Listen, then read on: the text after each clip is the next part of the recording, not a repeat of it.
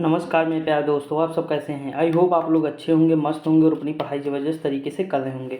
दोस्तों देखिए, आज हम देखेंगे अंकित भाटी सर की जो उत्तर प्रदेश स्पेशल बुक है, इसके ऑल पीवाईक्यू देखेंगे। यानी जितने भी टॉपिक थे मैंने अलग अलग पढ़ा दिया है, लेकिन मैंने देखिए मैं जितने भी ये टॉपिक हैं सारे टॉपिक मैंने पढ़ा दिए हैं।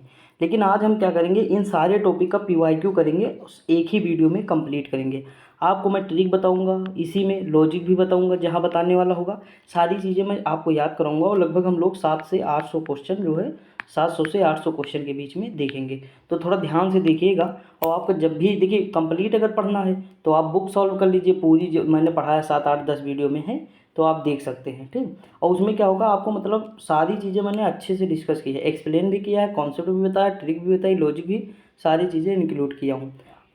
और अगर आपको एग्ज़ाम टाइम को पेपर देना है तो आप ये फॉलो कर सकते हैं। ठीक, केवल आप ये देख कर चले जाइएगा तो आपका काम हो जाएगा। आप देखते हैं पहला टॉपिक जो हमारा था उससे रिलेटेड हम क्वेश्चन देखते हैं। देखिए पहले था मिट्टियाँ थी, यूपी की जो मिट्टियाँ हैं, जो जलवायु है उससे रिलेटेड था। तो देखते हैं इसमें पहला क्वेश्चन है। देखिए लेखपाल 2015 में आया हुआ क्वेश्चन है कि उत्तर प्रदेश में किस प्रकार की मिट्टी अधिकांशतः पाई जाती है। आज सुबह वाली जो वीडियो मैंने कराई थी, महेश बनवाल सर की बुक एनसीईआरटी थी, उसमें मैंने बताया था कि जलोढ़ मिट्टी 43% भाग में पाई जाती है और सबसे ज़्यादा कहाँ पाई जाती है, तो उत्तर प्रदेश में पाई जाती है। ठीक दोस्तों, ये चीज़ मैंने बताया था। और ज्योग्राफी की जो क्लास ना करते हैं, सुबह वाली वीडियो ज़रूर आप लोग देखा करिए, 11:15 पे आती है, तो क्योंकि वो बहुत ज़रूरी है जीएस के लिए। मान लीजिए कोई भी आप एग्ज़ाम दे रहे हैं तो जीएस आपके वहाँ से कवर हो जाएगी। एक बार पढ़ के तो देखिए, मज़ा ना आएगा तब आप कहिएगा। ठीक, देखिए अगला है कि उत्तर प्रदेश में मुख्य प्रकार की फसलें निम्नलिखित में से कौन सी। तो देखिए सबसे मुख्य प्रकार की फसलें कौन है। देखिए केवल रबी, रबी खरीफ, केवल जायद। तो आपको क्या लगता है, केवल वाले ऑप्शन तो हटा ही दीजिए और इसे हटा दीजिए। ठीक, यहाँ लिखा रबी फसलें, खरीफ व जायद। हमारे यहाँ तीनों फसलें होती हैं दोस्तों, तो ऑप्शन नंबर क्या हो जाएगा, ए हो जाएगा। अगला दिया है उत्तर प्रदेश की सबसे बड़ी नकदी फसल कौन सी है, गन्ना है। कौन सी है, गन्ना है, बताया हूँ पहले ही। अगला उत्तर प्रदेश में प्रमुख रबी फसलें कौन सी है, तो रबी की फसलें कौन हो जाएंगी, तो नाई होटल बजते ही जोश में आलू लाया, तो इसका ऑप्शन नंबर ए हो जाएगा। यानी गेहूँ, चना, मटर, जौ, ये सब ठंडी में बोया जाता है। देखिए गेहूँ भी ठंडी में होता है, सरसों में मतलब चना में ही मटर हो जाती है, सरसों भी रबी की फसल है ना, ठंडी में होती है। तो ये सारी किसकी है, रबी की फसल है। अगला है कि प्रदेश का सर्वाधिक गेहूं उत्पादक वाला जिला कौन सा है। तो देखिए दोस्तों, सबसे ज़्यादा जो गेहूं का उत्पादक होता है जिला, वो गोरखपुर है। कौन सा है, गोरखपुर। अगला है आलू के उत्पादन में भारत में उत्तर प्रदेश का कौन सा स्थान है, तो उत्तर प्रदेश में पहला स्थान है। ठीक, आलू, गन्ना, गेहूँ, इनमें पहला स्थान है। अगला है कि गन्ना उत्पादक में कौन सा राज्य है, तो पहला ही है उत्तर प्रदेश, अभी हम लोग देखें ना। अगला दिए उत्तर प्रदेश का सबसे बड़ा उत्पादक है। तो देखिए इनमें से मतलब ये जो चार दिए हुए हैं, इनमें से उत्तर प्रदेश सबसे बड़ा उत्पादक किसका है, तो आम का है। किसका है, आम का है। ठीक दोस्तों, आगे बढ़ते हैं। अगला है कि आंवले का सर्वाधिक उत्पादन, तो प्रतापगढ़ में आंवला होता है सबसे अधिक। कहाँ होता है, प्रतापगढ़ में होता है। अगला है कि निम्नलिखित उत्तर प्रदेश में निम्नलिखित में से किस जिले में अफीम की फैक्ट्री है। देखिए अफीम की खेती सबसे ज़्यादा बाराबंकी में होती है, लेकिन फैक्ट्री पूछे तो गाजीपुर में है। ठीक दोस्तों, दो ही जगह आपको जाना है। अगला है ग्रेनाइट के रूप में बेतवा और धसान नदियों के जल प्रवाही क्षेत्रों में किस प्रकार की मृदा पाई जाती है, तो कौन सी मृदा पाई जाती है, तो लाल मृदा पाई जाती है। कौन सी, लाल। अगला है कि प्रदेश का सर्वाधिक चना उत्पादक क्षेत्र कौन सा है। तो देखिए चना उत्पादक प्रदेश का सबसे ज़्यादा है, तो बुंदेलखंड है। ऑप्शन नंबर क्या हो जाएगा, डी हो जाएगा। ये सारी चीज़ें मैंने अच्छे से डिस्कस की है, आज हम पीवाईक्यू करा रहे हैं दोस्तों। ठीक, आगे बढ़ते हैं। अगला है कि प्रदेश में पान, तो पान तो महोबा में था ना, मैंने बताया था कि पान उत्पादक में महोबा सबसे आगे है। अगला है कि आमों का सबसे बड़ा उत्पादक राज्य कौन है, यानी भारत में सबसे ज़्यादा आम कहाँ पे हैं, तो सबसे ज़्यादा आम उत्तर प्रदेश में है।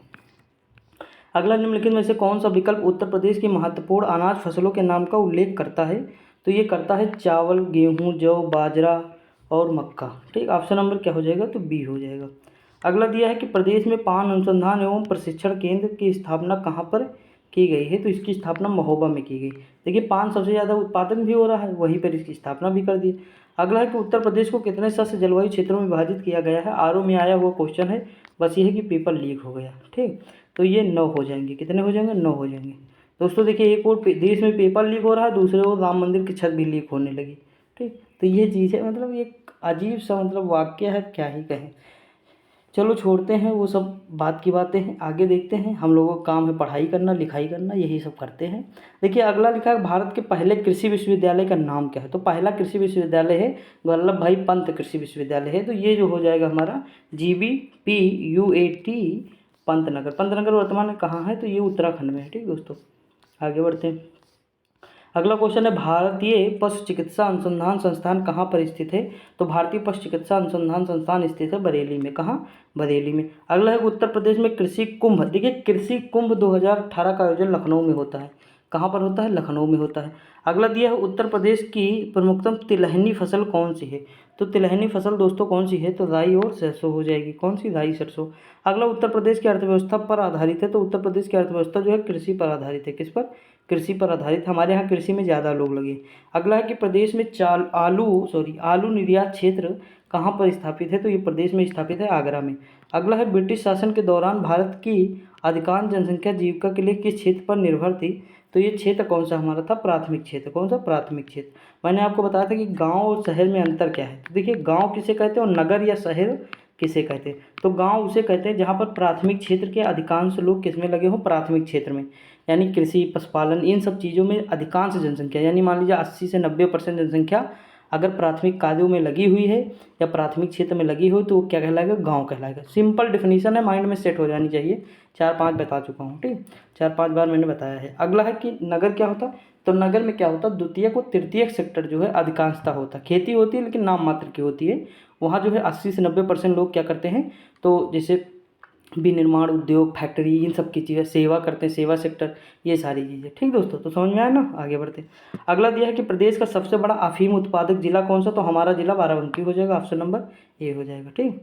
अगला दिया है, किस फसल की खेती के लिए जल क्रांति, ये क्या है? जल क्रांति की आवश्यकता होती है। तो किसके लिए होती है? तो चावल के लिए होता है, यानी चावल अधिक चाहिए। देखिए, धान, पान, केला, तीन। देखिए, धान, पान और केला तीनों है पानी के चेला, यानी पानी क्या है? इनका गुरु है। ठीक दोस्तों, धान, पान, केला। देखिए, धान को भी खूब पानी चाहिए, पान तो हमेशा पानी में ही रहेगा, और केले को भी खूब पानी चाहिए। तो धान, पान, केला तीनों है पानी के चेला। ठीक, ये कहावत थी, उसी से रिलेट कर दिया। अगला है, काली मिट्टी को कहते हैं। तो देखिए, काली मिट्टी को भी कहते हैं। तो काली मिट्टी को क्या कहते हैं? तो काली मिट्टी को कहते हैं रेगुर मिट्टी। आज ही सुबह वाले में पढ़ा था कि कपास होती है। देखिए, अगर हम मिट्टी समझ गए तो वहाँ कौन सी फसल उत्पादित होगी ये भी समझ जाएंगे। अगला, प्रदेश का प्रमुख जूट उत्पादक क्षेत्र कौन सा है? तो जूट सबसे ज़्यादा कहाँ होता है? तो सरयू घाघरा का दोआब है। ठीक। अगला दिया, काली मिट्टी सबसे अधिक उपयुक्त है। तो काली मिट्टी जो है कपास के लिए उपयुक्त है। अगला है कि गोल्डन राइस किस तत्व का है? तो गोल्डन राइस विटामिन ए का हो जाएगा। अगला दिया है, भारत के राज्यों में उत्तर प्रदेश किस उत्पाद का सबसे बड़ा उत्पादक नहीं है? तो देखिए, इनमें से कौन सा जो है गन्ने का, गेहूं का, आलू का है? फूलों का नहीं। तो ऑप्शन नंबर ए हो जाएगा। अगला, उत्तर प्रदेश में आलू अनुसंधान केंद्र अवस्थित है। तो आलू अनुसंधान केंद्र दोस्तों कहाँ स्थित है? बाबूगढ़ में स्थित है। ठीक। अब देखिए, उत्तर प्रदेश में कहाँ? बाबूगढ़ में है। अगला, निम्नलिखित में से किस स्थान पर, देखिए शायद आगरा होगा, देख लीजिएगा बाबूगढ़ कहाँ है, तो देख लीजिएगा दोस्तों। ठीक। अगला दिया, निम्नलिखित में से किस स्थान पर दशहरी आम? भैया दशहरी आम Lucknow Malihabad. Option number D हो जाएगा। ठीक। आगे बढ़ते हैं, 38 क्वेश्चन है इस टॉपिक में। अगला दिया, निम्नलिखित में से कौन फसल चक्र पूर्वी उत्तर प्रदेश के लिए सर्वाधिक उपयुक्त है? तो पूर्वी उत्तर प्रदेश में बारिश अधिक होती है। अब कौन सी फसल ऐसी है जहाँ पर बारिश की आवश्यकता होती है? तो देखिए, पूर्वी उत्तर प्रदेश में क्या है? देखिए, यहाँ देखिए, कपास तो होगा नहीं किसी भी कीमत पे उधर, कपास, आलू भी काट दीजिए। ठीक। यहाँ इस ऑप्शन के हिसाब से तो ऑप्शन नंबर ए हो जाएगा, मक्का, तोरई, तोरिया और गेहूँ। अगला दिया है कि दुग्ध उत्पादन में वृद्धि हेतु उत्तर प्रदेश में ऑपरेशन फ्लड का पहला चरण कब आरंभ किया गया था? तो ये आरंभ किया गया था 1970 में। अगला क्वेश्चन दिया, निम्नलिखित में से किस स्थान पर पशुचारा बैंक कार्यरत है? तो पशुचारा बैंक कार्यरत है झांसी में। अगला दिया है, विश्व में हरित क्रांति के जनक हैं। तो विश्व में हरित क्रांति के जनक है नॉर्मन बोरलॉग, और भारत में कौन? M S Swaminathan. और शब्द किसने दिया? विलियम गॉड ने दिया। किसने? गॉड ने। ठीक। ये ग्रांड जो है ये नहीं, गॉड होगा, विलियम गॉड। हरित क्रांति शब्द दिया विलियम गॉड ने। ये क्वेश्चन पूछा गया एग्जाम में। ठीक। तीनों क्वेश्चन पूछे गए। अगला दिया, निम्नलिखित में से कौन खरीफ की फसल नहीं है? तो खरीफ की फसल कौन सी दोस्तों नहीं? सरसों नहीं है। ठीक। सरसों किसकी है? रबी की है। हम लोग देखे भी हैं, अभी सबसे ऊपर ही देखे थे। तो हमारा ये टॉपिक कंप्लीट होता है। अगला टॉपिक पे हम बढ़ते हैं। ठीक। अगला टॉपिक हमारा, अब देखिए अगला टॉपिक कौन सा है? झीलों से संबंधित है, ये आपको ध्यान देना है। हम क्वेश्चन के हिसाब से ही करेंगे। ठीक दोस्तों, यहाँ पे लिखा है कि निम्नलिखित में से बहने वाली पवित्र नदी जो गंगा है वो किन दो नदियों के मिलने से बनी है? तो देखिए, अलकनंदा और भागीरथी के मिलने से बनी है। कौन सी नदी? तो जो है हमारी गंगा नदी जो है बनी है। ठीक, ये चीज़ हम लोग देखे भी थे और मैंने इसे अच्छे से आपको बताया भी था। तो ऑप्शन नंबर क्या हो जाएगा दोस्तों, ए हो जाएगा। इसका क्या हो जाएगा, ए। आगे बढ़ते। अगर दिया उत्तर प्रदेश में परीक्षावान, मैंने कहा तो बेटवा क्या देगा, हमारी परीक्षा देगा। तो बेटवा कहाँ है, बेतवा नदी, बेटवा से बेतवा नदी। तो ऑप्शन नंबर क्या हो जाएगा, सी हो जाएगा। अगला दिया माता टीला बांध, तो मैंने कहा था माता टीला बांध भी कहाँ है, बेतवा नदी पर। यानी माता जो है अपने बेटवा से कह रहे परीक्षा अच्छे से देना, तब जाके क्या करोगे, राज करोगे। यानी राजघाट बांध भी कहाँ है, तो माती से बेतवा नदी पर है। ठीक दोस्तों, तो तीनों बांध आपको याद हो जाने चाहिए, तीनों इंपॉर्टेंट भी हैं। अगला दिया उत्तर प्रदेश में निम्नलिखित में से सबसे ऊंचा बांध कौन है, तो राम गंगा बांध है। कौन सा है, राम गंगा बांध। अगला है कि प्रदेश की सबसे लंबी नहर कौन है, शारदा नहर दोस्तों। कौन सी, शारदा नहर। अगला उत्तर प्रदेश में सिंचाई का सबसे बड़ा स्रोत क्या है, तो सबसे बड़ा स्रोत जो है हमारा नलकूप है, जिसे ट्यूबवेल कहते हैं। तो ऑप्शन नंबर डी हो जाएगा। दोस्तों देखिए, आज हम ये देख रहे हैं, कल से हम हिंदी स्टार्ट करने वाले हैं। ठीक, डेली 30 क्वेश्चन होंगे और शाम को डेली 8 बजे वीडियो आपको मिल जाएगी हिंदी की। और 30 क्वेश्चन आपको ध्यान से करने हैं, मैं अच्छे से एक्सप्लेन करूँगा। और 30 के कितने आपके सही होंगे कमेंट करके ज़रूर बताइएगा। और कोई क्वेरी होगी तो आप ज़रूर बताइएगा। दूसरी चीज़ ये है कि दोस्तों, मैं जो है गद्यांश उसमें नहीं कराऊंगा, बाकी सारी चीज़ें कवर कर दूंगा। वो यूपी पुलिस, जूनियर असिस्टेंट या जितने भी आप एग्ज़ाम देंगे जहाँ मतलब हिंदी आती है, वो सब के लिए है। ठीक, तो कल से हम स्टार्ट करते हैं हिंदी। हिंदी के मैं कम से कम आपको 30 से 40 प्रैक्टिस सेट कराऊंगा। 300 मतलब 30 क्वेश्चन रहेंगे एक प्रैक्टिस सेट में। कम से कम मैं कोशिश करूंगा कि 2,500 से 3,000 क्वेश्चन आपके मुट्ठी में हो जाएंगे। उसके बाद एक एक टॉपिक के हम कम से कम 300 क्वेश्चन करेंगे। जैसे वर्णमाला है 300 क्वेश्चन, ऐसे ही समास है 300 क्वेश्चन। दोस्तों कुछ नहीं जाएगा, आप टेंशन न लीजिएगा, बस पढ़ते रहिएगा अच्छे से। ठीक, और सपोर्ट करिएगा मेरा। बाकी आपको कोई क्वेरी हो कि और क्या पढ़ाना है तो आप कमेंट करके ज़रूर बताइएगा। कल मेरा एमए का पेपर हो जाएगा, उसके बाद हम क्या करेंगे, फिर जो है आराम से हम अपने जब रूम पे जाएंगे तो वहाँ और अच्छे से चीज़ें चलाएंगे। ठीक, तो टेंशन न लीजिए। अगला दिन निम्नलिखित में से कौन सी नदी उत्तर प्रदेश में बीहड़ का निर्माण करती है, तो बीहड़ का निर्माण कौन सी नदी उत्तर प्रदेश में करती है, तो गोमती नदी है। कौन सी, गोमती। अगला देखिए, ये जो है ना, ये मक्खी है, क्या है, मक्खी। ये यहाँ पे बैठ गई थी और देखो आ भी गई। ठीक, लकी मक्खी है कि आप लोगों को भी देखने का मौका मिला। ठीक, अगला देखिए, केन नदी किस जनपद में यमुना नदी से मिल जाती है, तो केन नदी जो है यमुना नदी से कहाँ पे दोस्तों मिलती है, तो बांदा में मिलती है। गोमती नदी का उद्गम कहाँ है, पीलीभीत के फुलहर झील में है। अगला दिया, रामगंगा और गंगा नदी का संगम कहाँ पर होता है, तो रामगंगा और गंगा नदी का संगम कन्नौज के निकट होता है। कहाँ होता है, कन्नौज के निकट। और मैंने बताया था कि कन्नौज में क्या है, तो कन्नौज में एक जो है राष्ट्रीय उद्यान, सॉरी पक्षी अभयारण्य कौन है, लाख बहोसी पक्षी अभयारण्य। कौन सा, लाख बहोसी। मैंने बताया था कि कन्नौज में क्या है फेमस, इत्र। इत्र लगा के लाख लोग क्या हो गए, बेहोश, यानी बहोसी, लाख बेहोशी, लाख बेहोश, लाख बहोसी। ठीक दोस्तों, तो इस तरह आपको याद रखना है। आगे बढ़ते। अगला दिया हुआ जिला जहाँ गंगा नदी उत्तर प्रदेश राज्य में प्रवेश करती, बिजनौर है। ठीक, और बिजनौर में कौन सी जनजाति, तो बी से बिजनौर, बी से बुक्सा। अगला है, प्रदेश की सबसे पुरानी नदी कौन सी है, तो पूर्वी गंगा नहर है। कौन सी, सॉरी पूर्वी यमुना नहर है। कौन सी है, पूर्वी यमुना नहर। अगला है, निम्नलिखित में से कौन उत्तर प्रदेश, मध्य प्रदेश, बिहार की संयुक्त परियोजना है, तो दोस्तों संयुक्त परियोजना जो उत्तर प्रदेश, मध्य प्रदेश और जो बिहार की है वो बाण सागर है। ठीक, याद रखिएगा। अगला है, कौन सा जिला उत्तर प्रदेश के शहरों से उन नदियों के साथ मेल खाता है, मिलाइए। तो देखिए, गंगा राप्ती जो है गोरखपुर में है, सई प्रतापगढ़ में पड़ता है, गोमती जौनपुर हो जाए, गंगा बिट्ठूर कानपुर के पास। तो ये आप मिला सकते हैं, कोई दिक्कत नहीं है। आपको ज़्यादातर तो ये पता होना चाहिए। ठीक, मैंने देखिए, अगर आप मुझे फॉलो कर रहे हैं दोस्तों, तो मैं आपको बता दूं, जीएस, यूपी स्पेशल या जो भी चीज़ें मैंने कराई, जैसे जूनियर असिस्टेंट के प्रैक्टिस सेट कराए हैं और जितनी बहुत सारी चीज़ें कराई, सारी जाके देखिएगा। अंकित भाटी सर की और भी बुक कराया हूँ। और मतलब देखिए, बुक केवल ऐसा नहीं कि मैं पढ़ते ही जा रहा हूँ, केवल क्वेश्चन पढ़ दिया निकल लिया, नहीं। अलग से आपको ट्रिक भी बताता हूँ, लॉजिक भी बताता हूँ, मतलब सबसे हटके बुक पढ़ाता हूँ, ये मैं कह सकता हूँ यूट्यूब पे। इसमें कोई शर्म की बात नहीं। और जो लोग जुड़े हैं मुझसे वो जानते हैं कि बुक ही केवल मैं नहीं पढ़ाता हूँ कि बुक है, लिखा है, वो पढ़ के निकल गया, आंसर लगा दिया। नहीं दोस्तों, तो गद्दारी हो जाएगी ना, तो ये कोई काम नहीं मेरा। हाँ, एक दो लोग कमेंट किए थे, मतलब बहुत पहले किए थे कि मतलब कुछ भी उल्टा सीधा बोले थे, लेकिन उससे मुझे फ़र्क नहीं पड़ता। लेकिन आप लोग ये जानते हैं कि मैं केवल बुक पढ़ा के और निकल नहीं जाता हूँ। ठीक, एडिशनल जानकारी देता हूँ और आपके काम भी आती है। बहुत सारे पेपर दिए होंगे, देखे होंगे, तो आपको समझ में आ रहा होगा। देखिए, अगला है, निम्नलिखित में से कौन सी नदी बुलंदशहर जिले के नरौरा नामक स्थान से निकाली गई है, तो ये नहर है निचली गंगा नहर। अगला दिया है, यमुना नहर उत्तर प्रदेश में कौन से जनपद में प्रवेश करती है, तो देखिए यमुना नहर जो प्रवेश करती है वो सहारनपुर से प्रवेश करती है और गंगा बिजनौर से। ठीक, और बी से बिजनौर, बी से बुक्सा जनजाति, ये भूलिएगा नहीं दोस्तों। ठीक, आगे बढ़ते। अगला क्वेश्चन दिया हुआ है दोस्त, बहुत मुझे मेहनत लगती है, या समझ लीजिए भाई जितनी भी वीडियो बनाता हूँ इस समय गर्मी में आपको पता कि रूम में पूरा पैक रहता हूँ जब वीडियो बनती है, नहीं खिरखिर की आवाज़ आएगी, कहीं फ़ैन चलेगा तो उसकी आएगी, तो बहुत प्रॉब्लम रहती है ना, तो ये सारी चीज़ें रहती हैं, लेकिन वीडियो डेली बनाता हूँ। और 1000 सब्सक्राइबर पूरे करने पर आप लोगों को बहुत बहुत धन्यवाद है। ठीक, तो थोड़ा और सहयोग करिए ताकि वॉच टाइम भी पूरा हो जाएगा हमारा। अगला यमुना नदी उत्तर प्रदेश की किस जनपद गंगा से मिल जाती है? तो ये इलाहाबाद में मिलती है दोस्तों, वहीं पे संगम का निर्माण हो जाता है। ठीक, अगला है रानी लक्ष्मीबाई बांध। तो देखिए रानी लक्ष्मीबाई बांध यानी रानी लक्ष्मीबाई अपने किससे कहती है? बेटवा से कहती है। क्या? परीक्षा देना, परीक्षा बांध। ठीक, राज करना है, राजघाट बांध हो जाएगा। ठीक दोस्तों, तो 2 हो गए। उसके बाद एक और बांध हमारा था माता टीला बांध। तो रानी लक्ष्मीबाई क्या है? माता जी ही तो थी बेटवा की, तो माता टीला बांध। ठीक, तो रिलेट करके आपको 4-5 बांध याद हो जाएंगे।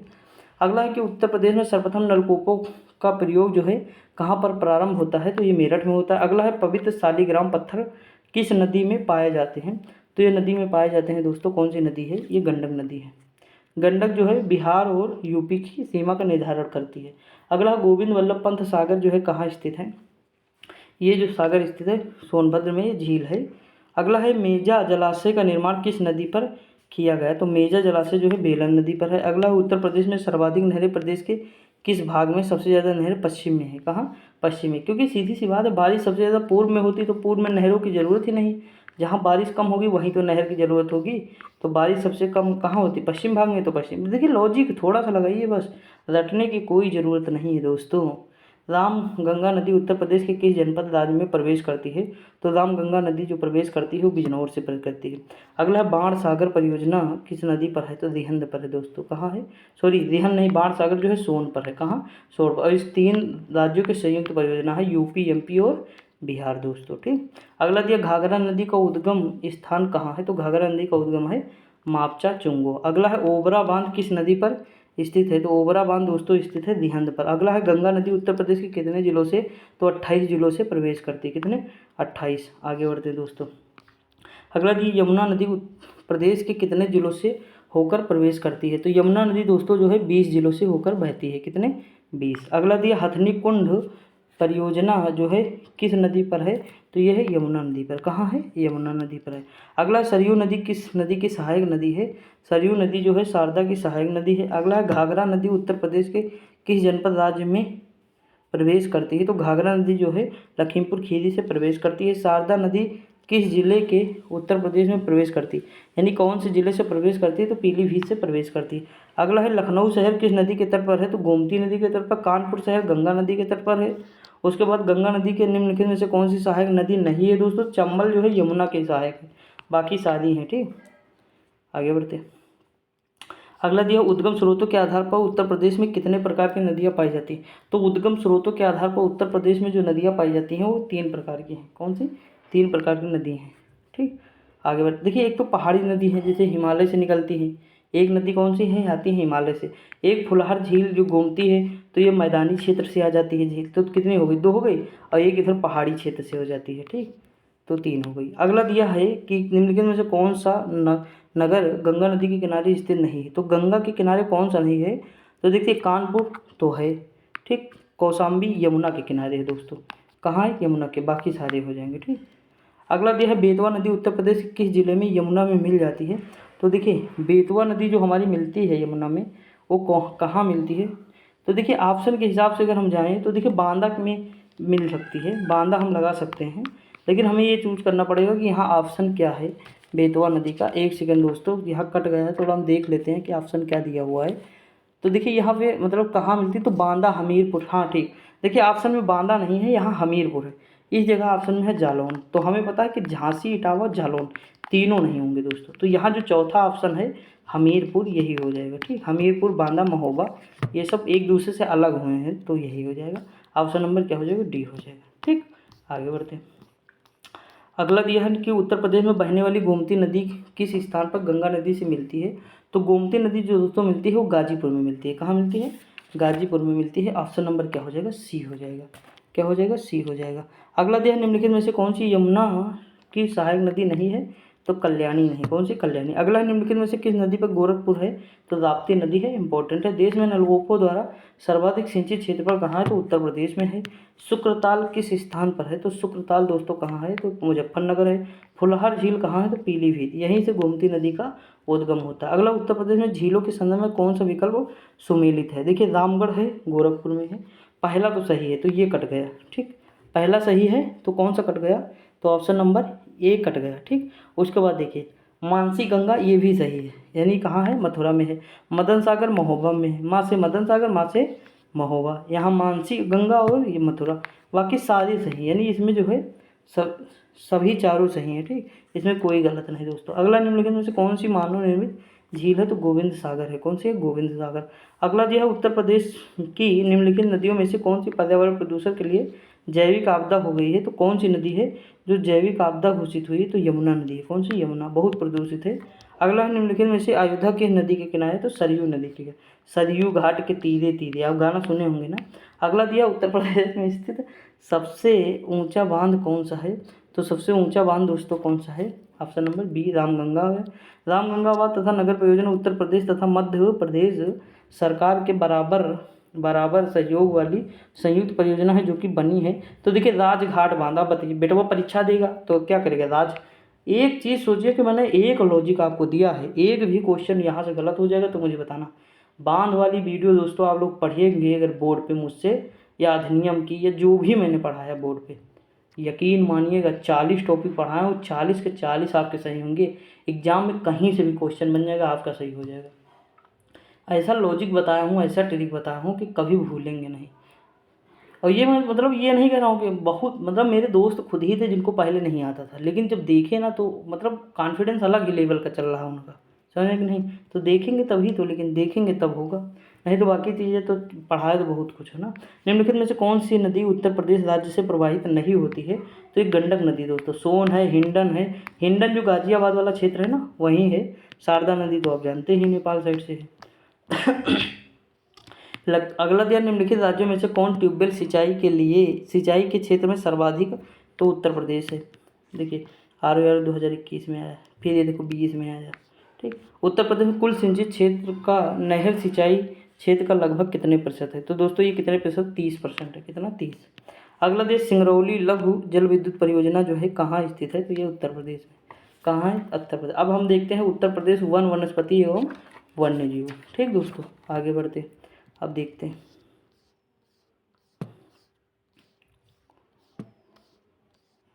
देखिए वन्य जीव बिहार वगैरह वगैरह यही सब है ना। तो हम डायरेक्ट क्वेश्चन देखेंगे दोस्तों, कोई दिक्कत नहीं। देखिए पहला लिखा है कि उत्तर प्रदेश वन निगम की जो है वन निगम कब स्थापित किया गया, तो ये स्थापित किया 25 नवंबर 1974। अगला है दुधवा राष्ट्रीय उद्यान कहाँ है, लखीमपुर खीरी में है, कहाँ है दोस्तों, लखीमपुर। लोअर एग्जाम 2021 में है। चंद्रप्रभा तो चंदौली में है, और ये कहाँ है, तो उत्तर प्रदेश में है, कहाँ, उत्तर प्रदेश। अगला है लाख बहोसी, अभी मैंने बताया लाख लोग बेहोश हो जा रहे हैं, कन्नौज का इत्र लगा के, ऑप्शन नंबर ए हो जाए।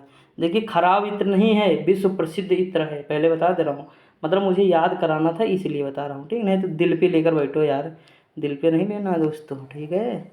अगला है कि निम्नलिखित पश्चिमी अभयारण्य में से कौन सा उत्तर प्रदेश में स्थित नहीं है, पटना, जयप्रकाश, चित्रांगुड़ी, ये हटा दो, ठीक। तो इसमें देखिए ऑप्शन नंबर क्या हो जाएगा दोस्तों, देखते हैं कहाँ गया। देखिए इसमें जो है पटना पश्चिमी अभयारण्य तो है, तो हम पहले ऑप्शन ही देखते हैं। देखिए इसमें कौन सा नहीं पूछा है ना, कौन सा नहीं है, तो देखिए तीसरा चित्रांगुड़ी, ये तमिलनाडु में है। उधवा ये नहीं है, तो ऑप्शन नंबर कौन सा हो जाएगा, 3 और 4 हो जाएगा, ऑप्शन नंबर डी। अगला जो उत्तर प्रदेश में पहला गिद्ध संरक्षण कहाँ है, तो ये महाराजगंज में है, ठीक। अगला लिखा कि विजय सागर पश्चिम बिहार निम्नलिखित में से उत्तर प्रदेश के किस स्थान पर है, तो ये कहाँ है, ये है महोबा में, कहाँ है, महोबा में। अगला उत्तर प्रदेश में अमनगढ़ टाइगर रिजर्व निम्नलिखित में से किस में है, तो जो अमनगढ़ है दोस्तों ये कहाँ है, तो अमनगढ़ है जिम कॉर्बेट में। अगला है निम्नलिखित में से कौन सा पश्चिमी अभयारण्य उत्तर प्रदेश में स्थित है, तो पश्चिमी अभयारण्य जो है उत्तर प्रदेश में जो स्थित समझपुर जो है रायबरेली में है, कहाँ, समझपुर पश्चिम। बाकी विंध्यंगम तमिलनाडु है, जायकवाड़ी वहाँ हो जाएगा कहाँ, महाराष्ट्र में। घाट प्रभा पश्चिम ये हो जाएगा, घाट प्रभा आप नाम सुने होंगे, कर्नाटक में। अगला है उत्तर प्रदेश में मयूर संरक्षण केंद्र निम्नलिखित में से किस जनपद में है, तो मयूर संरक्षण मथुरा में है, कहाँ है, मथुरा में। अगला है उत्तर प्रदेश में किस स्थल को रामसर स्थल के रूप में नामित किया गया है, तो रामसर स्थल इनमें से कौन सा हो जाएगा, तो पार्वती अर्गा हो जाएगा। कहाँ है, तो गोंडा में है।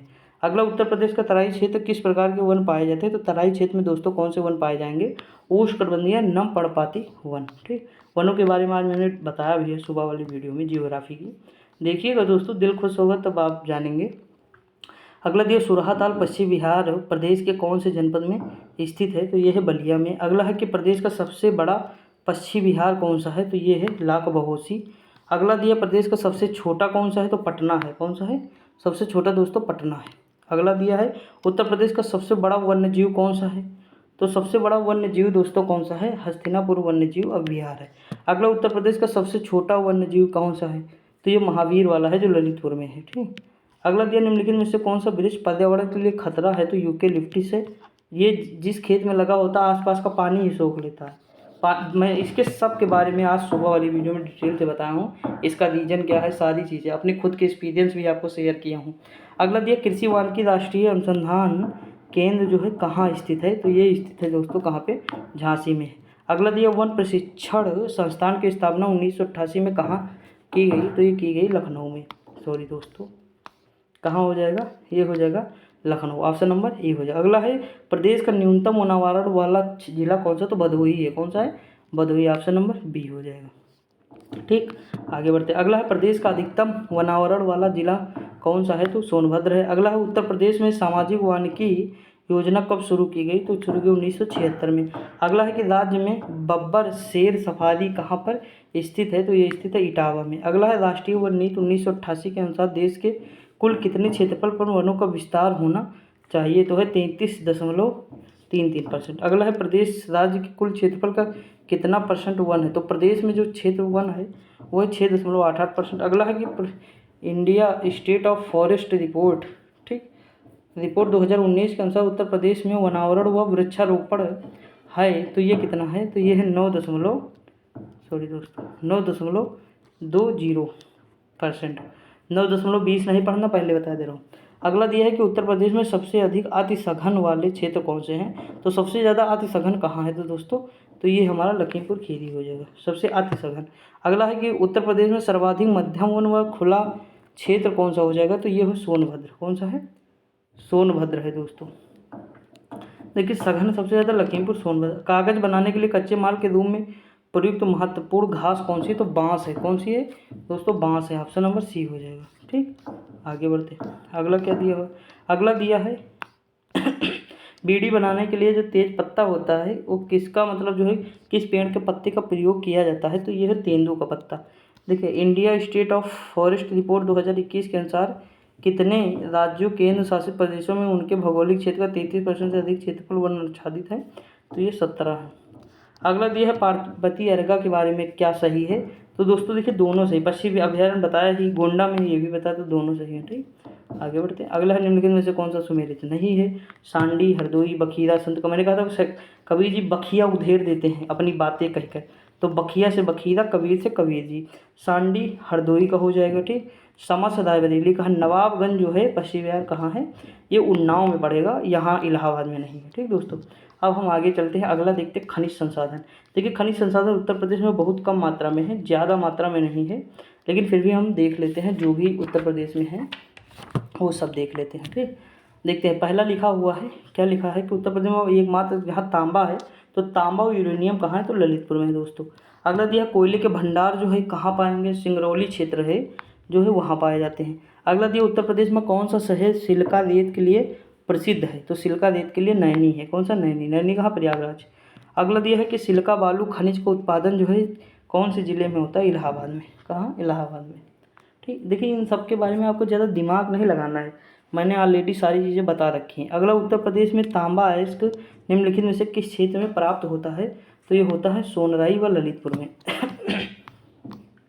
आगे बढ़ते दोस्तों।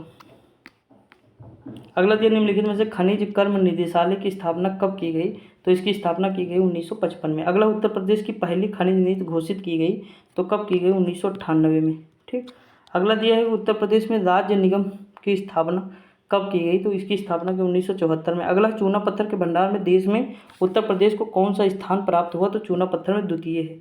अगला दिया है कि उत्तर प्रदेश में यूरेनियम, तो ललितपुर हो जाएगा। कांच, बालू या सिलिका सैन में उत्तर प्रदेश का कौन सा स्थान है, तो उत्तर प्रदेश में जो स्थान है वो प्रथम है। कौन सा? प्रथम। अगला, उत्तर प्रदेश में फाइलोफिलाइट कहाँ प्राप्त होता है? तो ये होता है उपरोक्त सभी, ललितपुर, झांसी, महोबा, सब जगह। प्रदेश में एंडोलासाइट प्राप्त होता है तो कहाँ होता है? सोनभद्र और मिर्जापुर से। अगला, एंडोलासाइट के भंडारण के देश से प्रदेश में कौन सा स्थान है? तो प्रथम है। अगला है, निम्नलिखित में से कौन सा खनिज उत्तर प्रदेश में नहीं पाया जाता है? अभ्रक जो है उत्तर प्रदेश में नहीं पाया जाता है। अगला दिया है, अभ्रक कोडरमा जो है वहाँ मिलता है। अगला है कि निम्नलिखित में से उत्तर प्रदेश में प्रमुख खनिज कौन से हैं? ठीक, तो देखिए उत्तर प्रदेश के लाइम स्टोन और डोलोमाइट जो है उनका जो प्रमुख है। अगला, उत्तर प्रदेश की खनिज नीति के तहत कितने जिलों को खनिज बहुल क्षेत्र घोषित किया गया है? तो 10 हैं। अगला, एवेस्टस खनिज की प्राप्ति प्रदेश के किस जिले से होती है? तो ये होती है मिर्जापुर से। अगला है, उत्तर प्रदेश में सोना किस नदी में प्राप्त होता है? तो शारदा और कौन सी नदी हो जाएगी? शारदा और रामगंगा नदी क्षेत्र। ठीक, सोना मिलता है, अरे बहुतायत नहीं, कम मात्रा में। अगला, प्रदेश में संगमरमर कहाँ उपलब्ध है?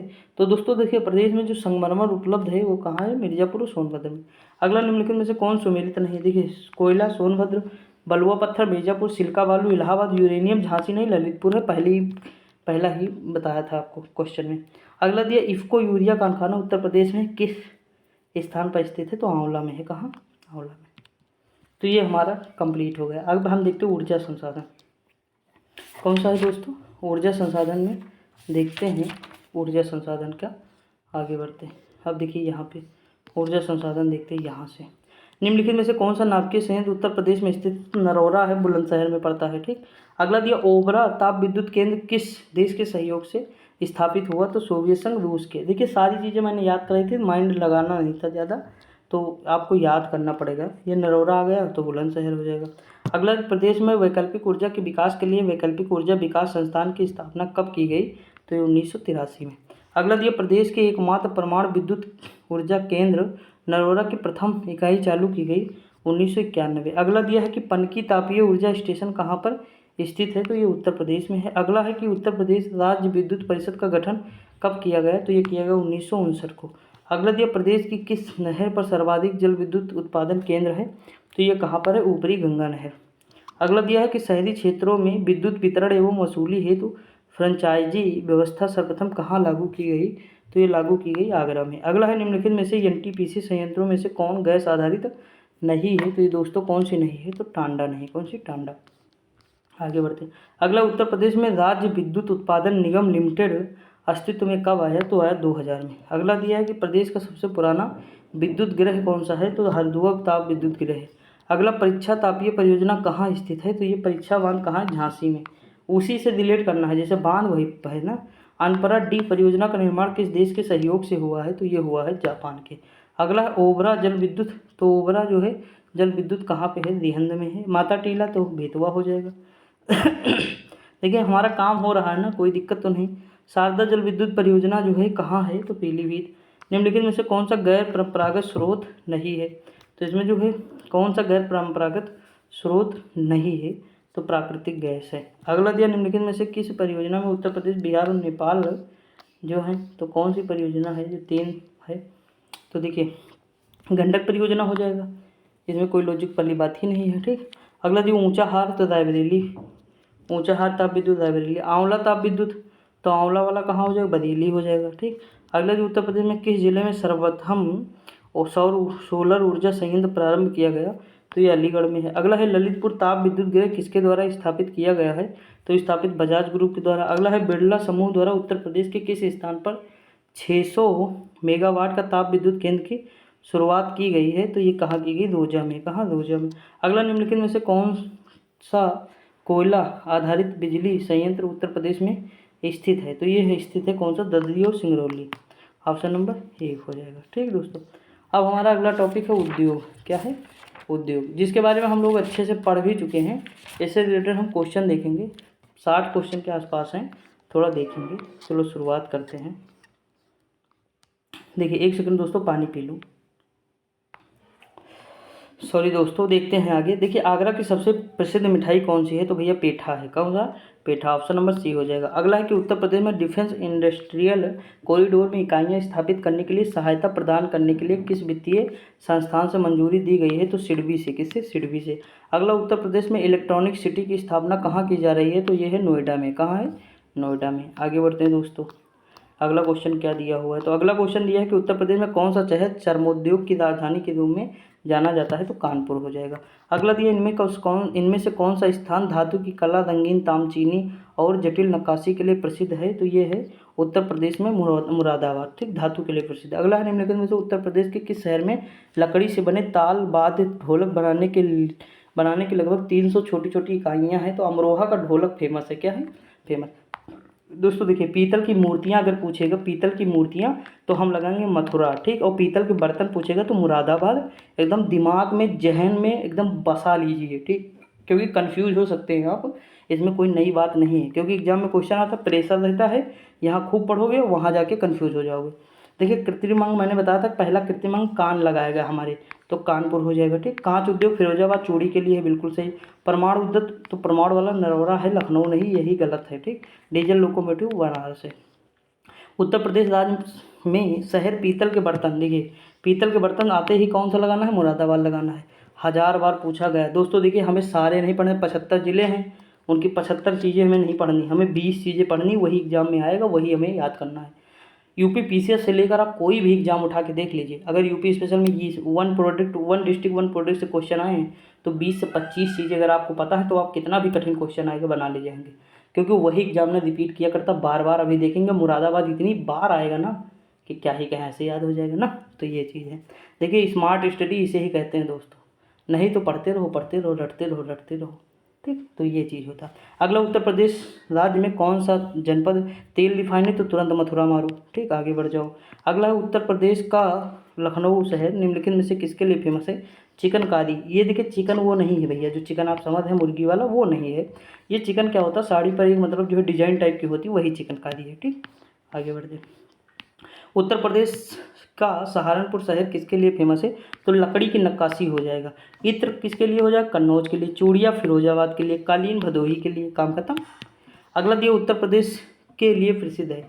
तो देखिए, उत्तर प्रदेश इसमें से अगर हम बात करें तो चुनार काली मिट्टी के लिए प्रसिद्ध है। ऑप्शन नंबर, चुनार मिट्टी जानते हो कहाँ? चुनार का किला कहाँ है? मिर्जापुर में। उत्तर प्रदेश का एक कौन सा शहर? देखिए, चुनार काली मिट्टी खुर्जा में भी है, तो थोड़ा ध्यान दीजिएगा। अगला है कि उत्तर प्रदेश का एक छोटा सा शहर अपनी लाल मिट्टी की सजावटी के लिए प्रसिद्ध है। छोटा शहर है अपनी लाल मिट्टी के लिए, तो कौन सा शहर है? चुनार है। कौन सा? चुनार। अगला दिया है, उत्तर प्रदेश सरकार ने वर्ष 2018 में यूपी खादी नामक ब्रांड के तहत राज्य में निर्मित खादी वस्त्र के संवर्धन हेतु मेमोरेंडम ऑफ अंडरस्टैंडिंग के साथ समझौता किया था। तो ये किसके साथ किया था? अमेजन के साथ। अगला दिया, उत्तर प्रदेश में फिरोजाबाद कांच की चूड़ियाँ। उत्तर प्रदेश में भारतीय वाणिज्य एवं उद्योग मंडल की स्थापना किस वर्ष की गई? ये 1994 में। अगला, फर्रुखाबाद कला का पर्याय बन गया, तो फर्रुखाबाद किसके लिए प्रसिद्ध है? तो फर्रुखाबाद दोस्तों किसके लिए फेमस है? ये हाथ की छपाई के लिए। अगला, उत्तर प्रदेश का कौन सा है? चिकनकारी साड़ी तुरंत मिले तो तुरंत लखनऊ लगाओ, निकल लो। ठीक है दोस्तों, आगे बढ़ते हैं। अभी देखना, इतने क्वेश्चन है, 57 क्वेश्चन में आपके रट जाएगा कि कौन सा इंपॉर्टेंट कौन सा नहीं। रिफाइनरी दोबारा गया कि नहीं? तेल रिफाइनरी उत्तर प्रदेश लगाओ, निकल लो, तुरंत निकलो। ठीक, देर न लगाओ यहाँ पे। अगला है कि बुलंदशहर। देखिए, बुलंदशहर का एक चीनी मिट्टी है, खुर्जा जो है वही शहर है, बुलंदशहर का बहुत फेमस जिला है। ठीक, सॉरी, जिला तो बुलंदशहर ही है, स्थान है मतलब कौन सा है? खुर्जा है, वहाँ चीनी मिट्टी की बहुत फेमस है। अगला है भदोही या बदायूं अपने जरी जरदोजी उत्पादों के लिए प्रसिद्ध है। यह काम मुख्य रूप से बदायूं, बिसोली और दातागंज तहसील में किया जाता है। लगभग 35% परिवार उस उद्योग में लगे हुए। स्थानीय रूप से इसका काम क्या होता है?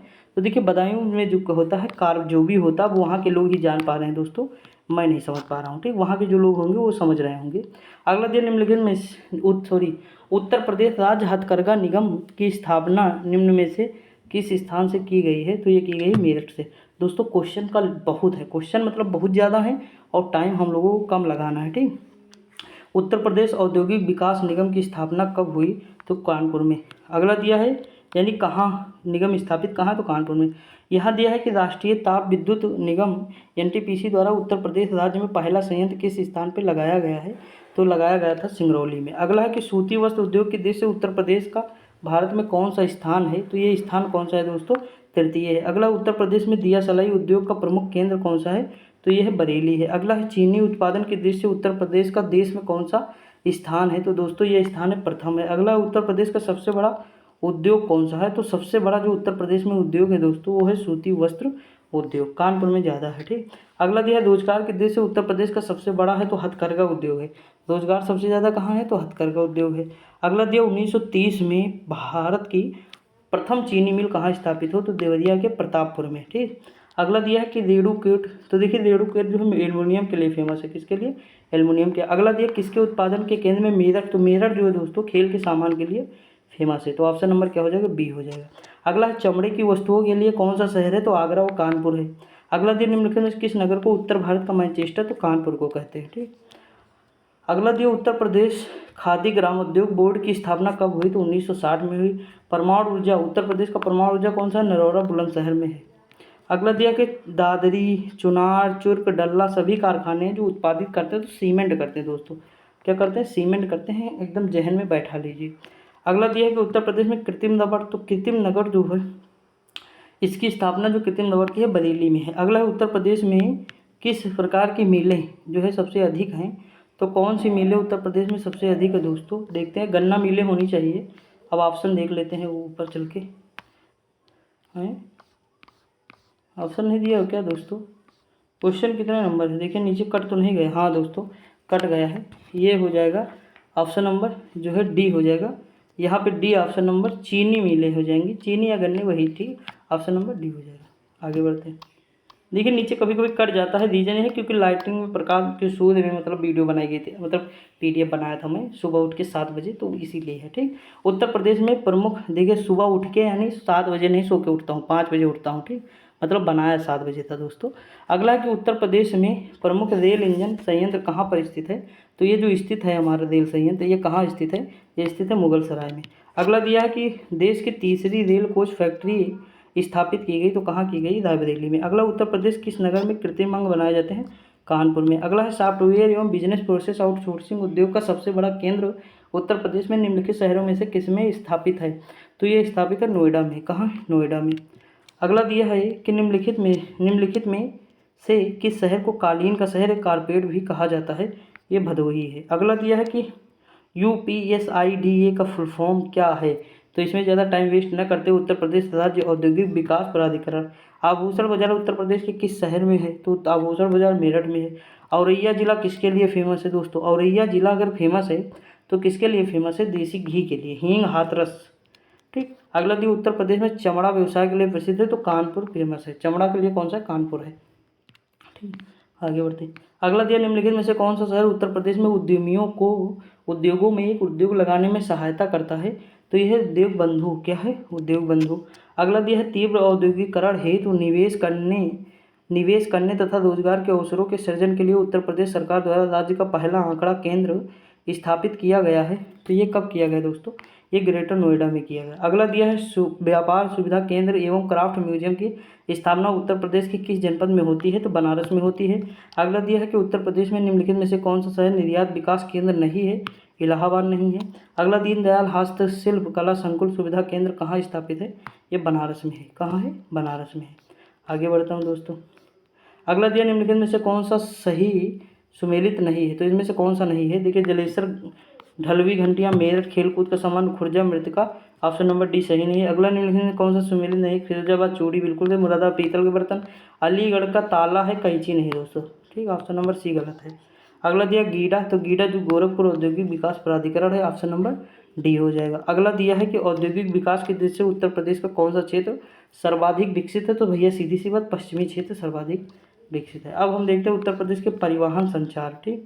देखिए यहाँ लिखा है, अगर हम परिवहन संचार की बात करें, एक सेकेंड दोस्तों देखते हैं। देखिए इसमें पहला लिखा है कि जुलाई 2018 की स्थिति के अनुसार उत्तर प्रदेश में सबसे लंबी ऊंचाई वाली सड़क कहाँ तक फैली है? तो दोस्तों ये सड़क जो है कहाँ तक फैली है देखते हैं। ऑप्शन, यूपी गेट से गाजियाबाद के राजनगर तक विस्तार है। अगला दिया है कि उत्तर प्रदेश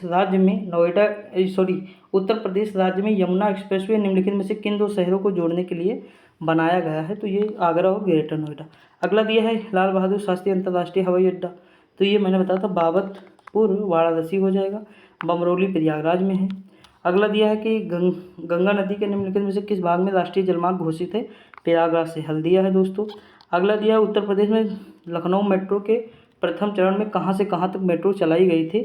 चारबाग से ट्रांसपोर्ट नगर। अगला दिया है कि UPRRDA उत्तर प्रदेश ग्रामीण सड़क विकास एजेंसी की स्थापना कब की गई? इसकी स्थापना 2003 में की गई। लेखपाल 2022 में क्वेश्चन आया हुआ था। ठीक। अगला दिया भारत की प्रथम हवाई डाक सेवा शुरू की गई तो 1911 में की गई। आगे बढ़ते हैं। अगला क्वेश्चन क्या दिया हुआ है? अगला क्वेश्चन दिया उत्तर प्रदेश में राज्य पर्यटन विकास निगम लिमिटेड की स्थापना की गई तो इसकी स्थापना कब की गई? तो 1974 में। अगला है प्रदेश राज्य सड़क परिवहन निगम का मुख्यालय कहाँ स्थित है? तो ये लखनऊ में है। अगला उत्तर प्रदेश में पूर्वांचल एक्सप्रेसवे मार्ग निम्नलिखित में से किस नगर से नहीं गुजरेगा? तो ये कहाँ से? बस्ती से नहीं गुजरेगा। अगला दिया है कि प्रदेश के 18 रेल जोनों में से कितने रेल जोनों की लाइनें उत्तर प्रदेश से गुजरती हैं? तो ये है 5। अगला कितने रेल जोनों का मुख्यालय उत्तर प्रदेश में है? तो ये 2 हैं। अगला दिया है कि उत्तर प्रदेश राज्य सड़क परिवहन निगम की स्थापना कब की गई? तो ये 1972 में। अगला है भारत का पहला 14 लेन महामार्ग एक्सप्रेसवे कौन सा हो जाएगा? तो ये हो जाएगा दिल्ली मेरठ एक्सप्रेसवे। अगला है कि ताज अंतर्राष्ट्रीय हवाई अड्डे का निर्माण कहाँ किया जाता? गौतम बुद्ध नगर। अगला उत्तर प्रदेश पिन कोड की शुरुआत तो जैसे हमारा है 227109 वह है तो 2 से शुरुआत होती। अगला दिया राष्ट्रीय राजमार्गों की कुल लंबाई के हिसाब से उत्तर प्रदेश का कौन सा स्थान है? पहला स्थान है। अगला दिया उत्तर प्रदेश में शुरू होने वाला उत्तर प्रदेश में शुरू होने वाला सबसे लंबा राष्ट्रीय राजमार्ग कौन सा है? तो NH19 है। ठीक। NH2 का नाम बदलकर NH19 किया गया। इन सब के बारे में हम लोग बहुत अच्छे से चर्चा किए हैं। अगला उत्तर प्रदेश में प्रथम बार रेलगाड़ी कब चलाई गई थी, यानी कब चली थी? तो 1859 में। अगला उत्तर प्रदेश में कुल कितने अंतर्राष्ट्रीय एयरपोर्ट हैं, मतलब कार्यान्वित हैं या बन चुके हैं? तो ये कितने हैं? तो 5 हैं। अगला है राष्ट्रीय राजमार्ग विकास परियोजना के उत्तर दक्षिण तथा पूर्व पश्चिम गलियारे मिलते हैं, ये झांसी है। अगला दिया है ग्रांड ट्रंक रोड अमृतसर से कोलकाता तक जाती है, बताइए उत्तर प्रदेश का निम्नलिखित में से कौन सा नगर इसके अंतर्गत नहीं आता है? तो लखनऊ नहीं आता है। अगला है उत्तर प्रदेश में सर्वाधिक महानगर बस सेवा की शुरुआत की गई तो कहाँ की गई? तो कानपुर में। अगला है यमुना नदी में प्रयागराज से नई दिल्ली तक घोषित किया गया है तो कौन सा जलमार्ग है? तो ये दोस्तों जलमार्ग हमारा है 110। ठीक। राष्ट्रीय जलमार्ग संख्या 110 है। आगे बढ़ते हैं। अगला दिया है उत्तर मध्य रेलवे जोन का मुख्यालय कहाँ है? तो उत्तर मध्य रेलवे जोन का मुख्यालय दोस्तों कहाँ है? प्रयागराज में है, इलाहाबाद। अगला उत्तर प्रदेश में नागरिक उड्डयन प्रशिक्षण केंद्र कहाँ स्थित है? तो ये स्थित है इलाहाबाद में। अगला दिया है राष्ट्रीय जलमार्ग संख्या 1 का कौन सा प्राधिकरण है? तो इलाहाबाद से हल्दिया पश्चिम बंगाल में। अब वर्तमान में ग्रैंड ट्रंक रोड भारत में फैली है तो कहाँ तक ये फैली हुई? तो अमृतसर से कोलकाता। अगला दिया है लखनऊ योजना किसके विकास से संबंधित है? तो लखनऊ योजना दोस्तों सड़कों से संबंधित है। अगला है भारत की प्रथम semi high speed Vande Bharat चलाई गई नई दिल्ली से बनारस के मध्य। ठीक दोस्तों, आगे बढ़ते हैं। अब अगला क्वेश्चन है जनगणना। ठीक। उत्तर प्रदेश की 2011 की जनगणना के उत्तर प्रदेश के किस जिले में सबसे अधिक जनसंख्या थी? तो सर्वाधिक जनगणना या जनसंख्या सबसे ज़्यादा कहाँ थी? तो प्रयागराज में थी, लगभग 60 लाख के आसपास थी 2011 में। अगला उत्तर प्रदेश 2011 की जनगणना के अनुमानों के अनुसार है निम्नलिखित में से कौन सा सर्वाधिक जनसंख्या वाला राज्य है? तो उत्तर प्रदेश है। ठीक। अगला दिया है, देखिए हम ये जनगणना नहीं पढ़ेंगे, जनगणना 2011 के अनुसार ये नहीं पढ़ेंगे, हम लोग ये पढ़ेंगे उत्तर प्रदेश के निम्नलिखित में से कौन सा शहर मिलियन यानी 10 लाख से ऊपर का शहर नहीं था? तो इनमें से किसकी जनसंख्या 10 लाख से ऊपर नहीं थी? मुरादाबाद की नहीं थी, बाकी सबकी थी। अगला दिया है भारत के किस राज्य में अनुसूचित जातियों की संख्या सर्वाधिक है?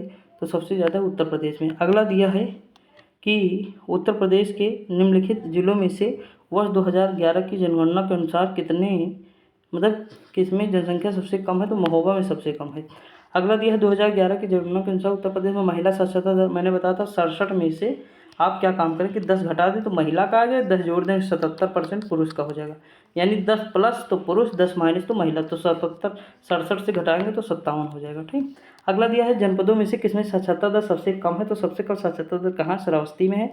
ऑप्शन नंबर दोस्तों क्या हो जाएगा? बी हो जाएगा। अगला दिया 2011 की जनगणना के अनुसार उत्तर प्रदेश में किस जनपद में जनसंख्या घनत्व सर्वाधिक है? तो सबसे ज़्यादा कहाँ है? तो गाजियाबाद में है। कहाँ है? गाजियाबाद में। आगे बढ़ते हैं दोस्तों। अगला क्या दिया हुआ क्वेश्चन? अगला दिया है 2011 की जनगणना के अनुसार उत्तर प्रदेश में लिंगानुपात कितना था? तो दोस्तों देखिए उत्तर प्रदेश का लिंगानुपात 912 था। अगला है कि उत्तर प्रदेश में निम्नलिखित में से सर्वाधिक जनजातीय जनसंख्या वाला जनपद कौन सा है? तो सबसे ज़्यादा कहाँ है? सोनभद्र में है।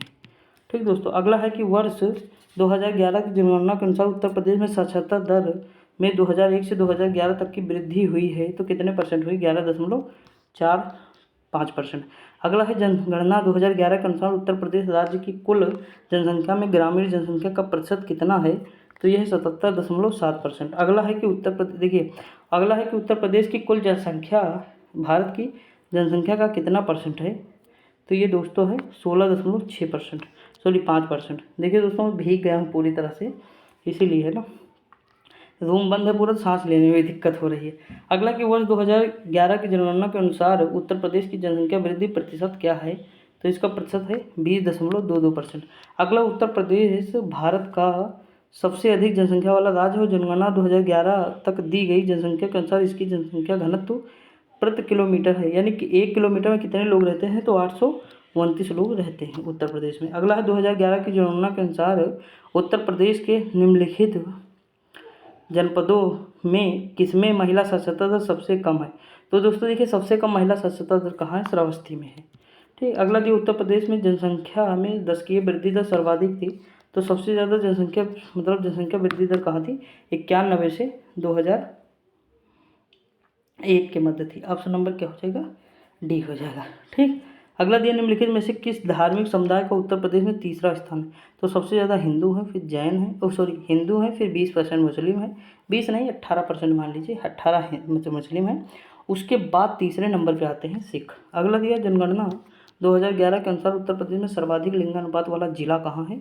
तो जौनपुर है। दूसरे पे आजमगढ़ है। अगला दिया है, ठीक, अगला दिया है 2001 से 2011 के अवधि में उत्तर प्रदेश की दशकीय जनसंख्या वृद्धि दर कितनी थी? तो 20.22% थी। अगला दिया है जनगणना 2011 के अनुरूप निम्नांकित उत्तर प्रदेश के जिलों में से किस जिले में ग्रामीण क्षेत्र में रहने वाले लोगों की संख्या अधिकतम है? तो है इलाहाबाद में। अगला दिया है जनगणना 2011 के आंकड़ों के अनुसार उत्तर प्रदेश में बालिका शिशुओं की संख्या प्रति 1000 बालक शिशुओं पर कितनी थी? तो ये कितनी थी? 902 थी। अगला दिया है भारत की जनगणना 2011 के अनुसार उत्तर प्रदेश के निम्नलिखित में से किस जिले की साक्षरता दर सर्वाधिक है? तो गौतम बुद्ध नगर की है। 2011 की जनगणना के अनुसार उत्तर प्रदेश में पुरुष साक्षरता दर कितनी है? तो पुरुष साक्षरता दर थी 77.3%। अगला है उत्तर प्रदेश में 2011 की भारत की जनगणना के अनुसार साक्षरता दर कितनी है? तो उत्तर प्रदेश में साक्षरता दर कितनी है दोस्तों? 67.7%। कुल टोटल इतनी है, 10 जोड़ दोगे पुरुष की, 10 घटा दोगे महिला की। अगला है 2011 की जनगणना के अनुसार उत्तर प्रदेश के अधिकतम घनी आबादी और न्यूनतम घनी आबादी वाले जिले कौन से? तो सबसे ज़्यादा घनी आबादी थी प्रयागराज, और सबसे कम हो जाएगा हमारा महोबा, तो ऑप्शन नंबर ए हो जाएगा। अगला दिया है निम्नलिखित में से कौन सा सुमेलित नहीं है? तो ऑप्शन नंबर क्या हो जाएगा? डी हो जाएगा। इटावा सुमेलित नहीं है, बाकी सब सुमेलित है। अगला है कि 2011 की जनगणना के अनुसार सर्वाधिक औसत साक्षरता वाले जिले निम्नलिखित 4 जिलों का सही अवरोही क्रम हमारा कौन सा होगा? तो देखिए ये हो जाएगा गौतम बुद्ध नगर, कानपुर और ये इटावा। 2011 जनगणना के अंतिम आंकड़ों के अनुसार निम्नलिखित में से उत्तर प्रदेश के किस जिले में सबसे कम महिला साक्षरता दर है? तो सबसे कम कहाँ है? रामपुर में।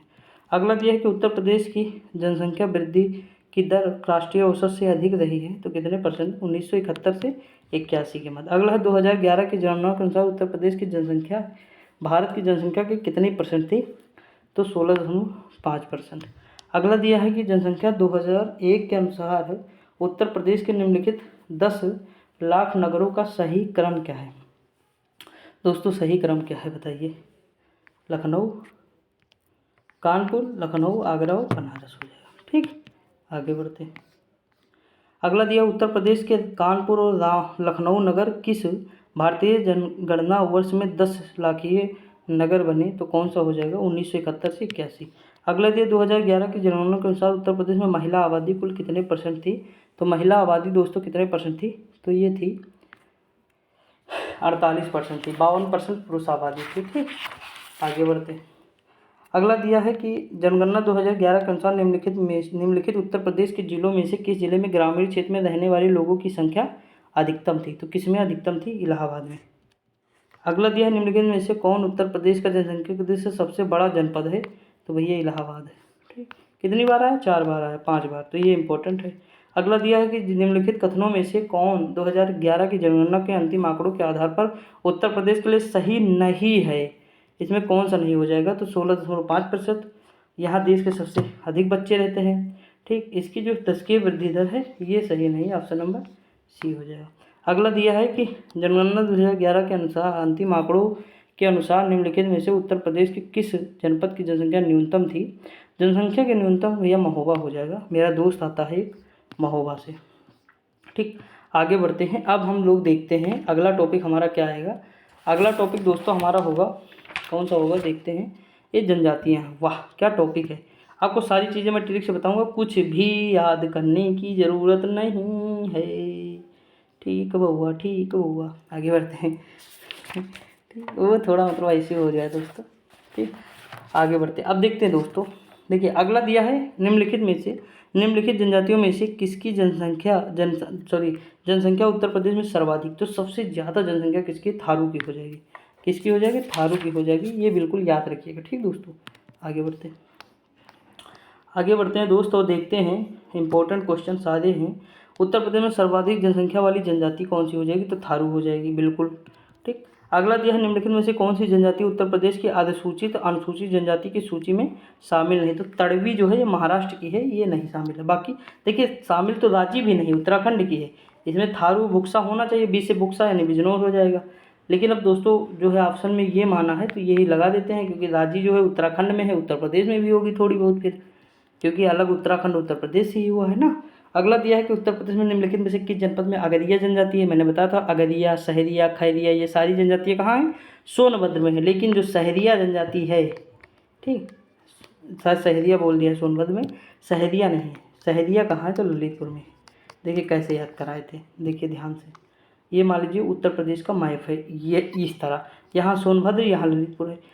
मतलब सारी अगरिया, सहरी, अगरिया, खैरिया सारी जो जनजातियाँ हैं कहाँ रहती हैं, रिया वाली कहाँ रहती हैं, सोनभद्र में। लेकिन सहरिया कहाँ है, ललितपुर में। कैसे, देखिए सब साथ में पहले थी, तो लेकिन ये कही सहरिया जनजाति, भैया मैं तुम लोगों का ताना बहुत सुन लिया, मैं सह लिया, मैं अलग रहूँगी, सह लिया यानी सह लिया, अब मैं सबसे अलग रहूँगी यानी ललितपुर। ठीक, अगला दिया है उत्तर प्रदेश के निम्नलिखित में से थारू जनजाति निवास करती है, तो कहाँ करती है दोस्तों, थारू जनजाति निवास कहाँ करती है, तो ये निवास करती है उत्तराखंड और उत्तर प्रदेश में। ठीक, नेपाल में थोड़ी बहुत हो जाएगी। अगला जो उत्तर प्रदेश के उत्तराखंड के अलग हो जाने के पश्चात उत्तर प्रदेश में कौन सी जनजाति रहती है। तो उत्तर प्रदेश में कौन सी जनजाति दोस्तों रहती है, ये रहती है हमारी जो है उत्तर प्रदेश में थारू, बुक्सा, ये दो रहती, ये दो उत्तराखंड में चलिए। अगला दिया है निम्नलिखित में से कौन सा सही सुमेलित है, बी से बुक्सा, बी से बिजनौर, काम खत्म। अगला दिया है निम्नलिखित में से कौन सा सही सुमेलित है, देखिए बी से बोक्सा, बी से बिजनौर, ऑप्शन नंबर ए हो जाए। बोक्सा भोक्सा एक ही है दोस्तों। ठीक, अब देखिए आपको ये समझ में आ रहा होगा ना कि कौन सी चीज़ हमारे लिए ज़्यादा इंपॉर्टेंट है, कौन कम। तो ये चीज़ यहीं से समझ, देखिए मैंने बताया था पहरिया कहाँ लगाना, सोनभद्र लगाना है। केवल सहरिया याद रखो बस, बाकी सब सोनभद्र पीट दो। बिजनौर, बी से बिजनौर, बी से बुक्सा, अब बुक्सा है नहीं है तो महिगीर हो जाएगा, ऑप्शन नंबर सी हो जाएगा। अगला दिया निम्नलिखित में से किस जनजाति में ब्राह्मणों का स्थान सबसे ऊँचे है, तो बुक्सा में है। अगला दिया है कि देखिए कैसे याद करेंगे ठीक बताऊँ, देखिए ब्राह्मण लोग क्या होते थे, पढ़े लिखे होते थे प्राचीन काल में, तो उनके पास क्या होते थे, बुक्स, तो बुक्स यानी बुक्सा, बुक्स यानी बुक्सा। ठीक, आगे बढ़ते हैं। अगला दिया निम्नलिखित में से निम्नलिखित उत्तर प्रदेश के जनपदों में बोक्सा या भूक्सा ये जनजाति कहाँ पाई जाती है, बिजनौर और इसमें तो आगरा ही है, तो लगा दो। अगला दिया निम्नलिखित में से किस जनपद में भूक्सा जनजाति, बिजनौर। अगला दिया सर्वाधिक अनुसूचित जनजातियों के प्रतिशत वाला जिला कौन सा है, तो इसमें जिला हो जाएगा हमारा सोनभद्र हो जाएगा। क्या हो जाएगा दोस्तों, सोनभद्र। अगला दिया है भारत सरकार ने किस वर्ष उत्तर प्रदेश की 10 नई आदिवासी जातियों को अनुसूचित जनजातियों के रूप में सूचीबद्ध किया है, तो 2003 में किया है। कब किया, 2003 में किया। आगे बढ़ते, अगला दोस्तों दिया है कि उत्तर प्रदेश के तराई क्षेत्र में निम्नलिखित में से कौन सी अनुसूचित जनजाति पाई जाती है। तो देखिए इन तराई में तो पाई जाती थारू, लेकिन दिया नहीं ऑप्शन में, तो बुक्सा लगाएंगे क्योंकि बिजनौर भी इधर ही पड़ जाएगा। ठीक, अगला दिया है बांदा जनपद में पाठा क्षेत्र के मुख्य निवासी क्या कहलाते हैं, तो बांदा जनपद में मुख्य निवासी खरवार होते हैं। क्यों, खरवार। आगे बढ़ते हैं, अगला क्या दिया है, अभी दोस्तों बहुत क्वेश्चन है। अगला दिया निम्नलिखित में से कौन सी अनुसूचित जनजाति दिवाली को शोक के रूप में मनाती है, तो थारू है। मज़ा आ रहा है कि नहीं आप लोगों को। बी से बुक्सा, बी से बिजनौर। पंचायती प्रशासन का सबसे बड़ा अधिकारी क्या कहलाता है, तखत कहलाता है। क्या, तखत, हमारे यहाँ भी तख्त होता, तख्त ठीक, तो ऑप्शन नंबर क्या हो जाएगा इसका ए हो जाएगा। अगला दिया बुक्सा जनजाति के लोग किस वृक्ष की पूजा करते हैं, तो ये कौन से वृक्ष की पूजा करते हैं, पीपल। अगला दिया थारू जनजाति द्वारा मदिरा को क्या कहा जाता है, मदिरा को कहा जाता था जाड़। ठीक, अगला दिया उत्तर प्रदेश में अनुसूचित जाति व अनुसूचित जनजाति शोध एवं प्रशिक्षण संस्थान की स्थापना कब की गई, तो इसकी स्थापना की गई 1986-87। अगला है बैगा जनजाति उत्तर प्रदेश के किस जिले में पाई जाती है, तो ये पाई जाती है कहाँ दोस्तों, सोनभद्र में। अगला है थारू जनजाति में शिवलिंग बना होता है, तो ये बांस का बना होता है, किसका, बांस का। उत्तर प्रदेश में कौन सी जनजाति स्वयं को राजपूत का वंशज मानती है, तो ये बुक्सा है। अगला दिया है कि थारू जनजाति में नर वर एवं वधू पक्ष की तरफ से विवाह तय करने के लिए क्या कहा जाता है, तो ये कहा जाता है पक्की पौड़ी। अगला दिया उत्तर प्रदेश में निम्नलिखित में से किस क्षेत्र में थारू जनजाति पाई जाती है, तो ये कहाँ है, तराई में। अगला है निम्नलिखित में से कौन सी जनजाति किरात वंश से संबंधित है, तो किरात वंश से संबंधित है थारू। आगे बढ़ते हैं। अगला दिया है कि महिगीर जनजाति ने किस धर्म को अपना लिया, तो महिगीर जनजाति ने किस धर्म को अपनाया है, इस्लाम धर्म को। अगला है बजहार, होली, माघ, खिचड़ी, गुड़िया आदि त्यौहार निम्नलिखित में से किस जनजाति के द्वारा होते हैं, तो ये थारू है। अगला है अगरिया, बैगा, भुइया कहाँ है जनजाति, तो सोनभद्र लगाना पड़ेगा। ठीक, सोनभद्र होगा। कर्मा, तो कर्मा लोक नृत्य किस जाति का है, यानी किस जनजाति का है कर्मा, तो ये खरवार का है, किसका, खरवार का। अगला दिया किस जनजाति के पुरुष बड़ी चोटी रखते हैं, तो कौन से पुरुष हो जाएंगे, थारू। कौन सी जनजाति, थारू हो जाएगा। ऑप्शन नंबर सी हो जाएगा। ठीक दोस्तों, आगे बढ़ते हैं। अगला दिया किस जनजाति में बदला विवाह की प्रथा पाई जाती है, तो कौन सी हो जाएगी, थारू है। अगला है किस जनजाति के लोग लठ भरवा भोज देते हैं, तो कौन सी जनजाति हो जाएगी, थारू जनजाति। अगला है उत्तर प्रदेश में पाए जाने वाले सबसे बड़ा जनजातीय समूह कौन सा हो जाएगा, तो सबसे बड़ा जनजातीय समूह गोंड हो जाएगा। अगला दिया है निम्नलिखित में से कौन सी जनजाति उत्तर प्रदेश और उत्तराखंड से संबंधित है, तो ये दोस्तों जनजाति है हमारी थारू है। अगला दिया उत्तर प्रदेश और उत्तराखंड राज्यों के निम्नलिखित जनजातियों में से किसमें युवा ग्रह प्रथा प्रचलित है, तो भोटिया है। कौन सी है दोस्तों, भोटिया है। दोस्तों आप लोग कहें तो मैं आगे देखूं, वरना मैं कल देख लूँ, क्योंकि हम मैक्सिमम जो है 9 टॉपिक करा चुके हैं। ठीक, अब 7-8 टॉपिक बचे हैं, उसके क्वेश्चन लगभग एक समझ लीजिए अभी मतलब भर के क्वेश्चन है ना, तो हम कहो तो कल देख लें दोस्तों, अगर आपको दिक्कत ना हो, क्योंकि सांस फूल रही है, मतलब दिक्कत हो रही है ना, तो थोड़ा बहुत मैनेज कर लीजिए दोस्तों। क्या करूँ आप खुद ही देख लीजिए, कम से कम मतलब मैक्सिमम क्वेश्चन हम लोग कर चुके हैं, लगभग 300 से 400 मतलब 300 प्लस क्वेश्चन हम लोग कर चुके हैं आराम से, और इससे ज़्यादा ही किए होंगे, 300-400 के आसपास हम लोग किए हैं। अब कल भी 400 क्वेश्चन अभी बचे हुए हैं, सोच लीजिए कितना टाइम लगेगा ना। तो अगर बुरा ना माने आप लोग, तो इसके लिए मतलब सॉरी क्षमा चाहता हूँ यार, गर्मी इतनी है ना, मैं सोचा था हो जाएगा, लेकिन क्वेश्चन बहुत ज़्यादा थे ना, और मुझे समझाना भी था छोटी छोटी चीज़ें, तो इसीलिए थोड़ा और। तो आज के लिए इतना ही दोस्तों, बाकी हम कल ये कंप्लीट कर देंगे पूरी तरह से, इसका मतलब पार्ट 2 आ जाएगा, तो उसमें हम और देख लेंगे। बाकी आप जानते हैं गर्मी की वजह से ऐसा कर रहा हूँ, वरना मैं पूरी लगातार बता देता, मुझे कोई दिक्कत नहीं थी, लेकिन यकीन मानिए मतलब दिक्कत हो रही है ना। तो देखिए दोस्तों आज के लिए इतना ही, बाकी आप गुस्सा मत होइएगा, पढ़ते रहिएगा, मस्त रहिएगा, खुश रहिएगा, मिलते हैं कल। तो आज के लिए जय हिंद।